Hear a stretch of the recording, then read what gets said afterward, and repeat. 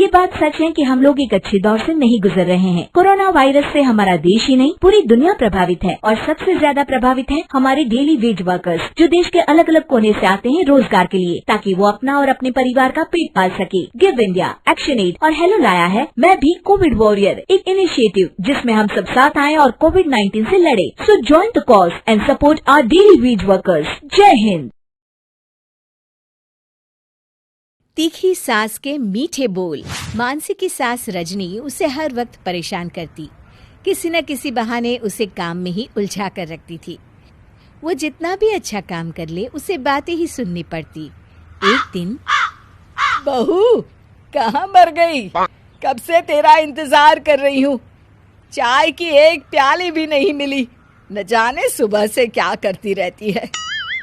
तभी बहू चाय के साथ गर्मा गर्म नाश्ता लेकर आती है। ये लीजिए माँ जी।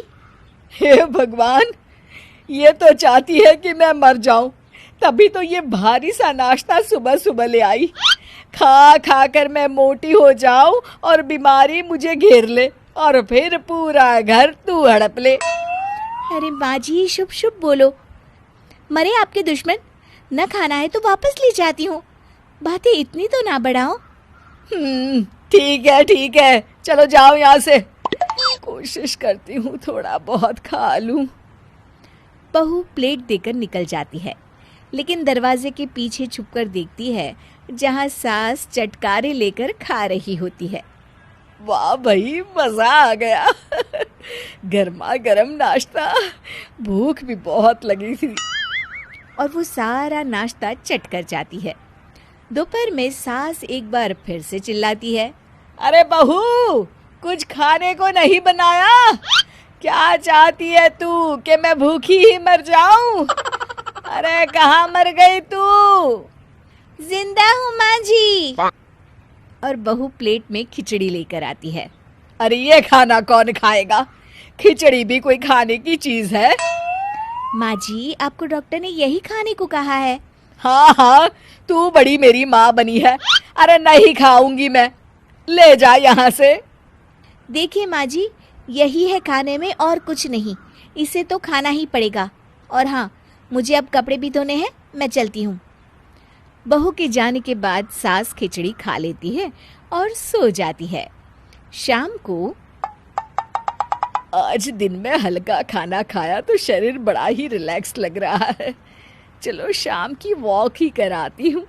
सासू माँ पार्क में जाती है जहाँ और भी औरतें होती हैं। सभी साथ बैठकर अपनी अपनी बहू की बुराई कर रही होती हैं। अरे मेरी बहू ने तो जीना हराम कर दिया है। कभी दोपहर का खाना शाम को देती है तो सुबह की चाय दोपहर में।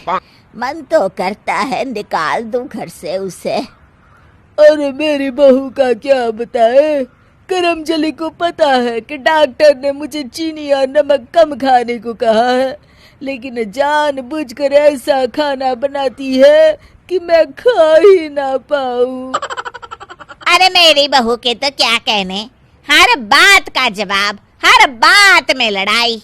एक घर में रहती है लेकिन लगता है कि कोई दूसरे घर में रह रही हूँ। अपना ही घर काटने को दौड़ता है। शांत बैठी रजनी सब सुन रही होती है। तभी एक बुढ़िया उसे कहती है, अरे क्या हुआ रजनी बहन, सब ठीक तो है? रजनी कुछ नहीं कहती और वहां से चली जाती है। रजनी घर आती है कि तभी मानसी हाथ में छाछ का ग्लास लेकर आती है। कहाँ गई थी माँ जी आप? कितनी देर लगा दी? मोबाइल साथ ले जाया करिए अगर कहीं जाए तो। सबको चिंता हो रही थी।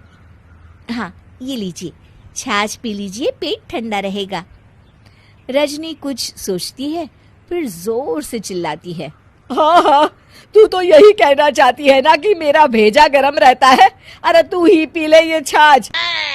इतना बोलते हुए सास पूरी छाछ पी जाती है। एक दिन रजनी की बहू रोते हुए घर आती है।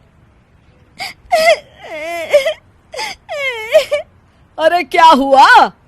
तभी घर की घंटी बजती है। पड़ोस की एक औरत घर में आती है और रजनी से कहती है, अरे रजनी बहन, अब मैं समझ सकती हूँ कि तुम हमेशा अपनी बहू को क्यों खरी खोटी सुनाती हो। बहुत ही गंवार बहू है तुम्हारी। तुम तो अपने बेटे की दूसरी शादी करवा दो। देखो तो जरा कैसे मेरे ऊपर सारा पानी गिरा दिया। माँ जी, मैं तो बस बालकनी में कपड़े सुखाने गई थी, ध्यान नहीं दिया कि नीचे चाची खड़ी है। हाँ हाँ, तू क्यों ध्यान देगी? ध्यान देती ना तो रोज रोज सास की गालियां ना खा रही होती। तभी मानसी की सास मानसी की तरफ देखकर उसे डांटती है। अरे बेवकूफ, कोई काम ठीक से नहीं कर सकती है, सिर्फ पानी डालने की क्या जरूरत थी?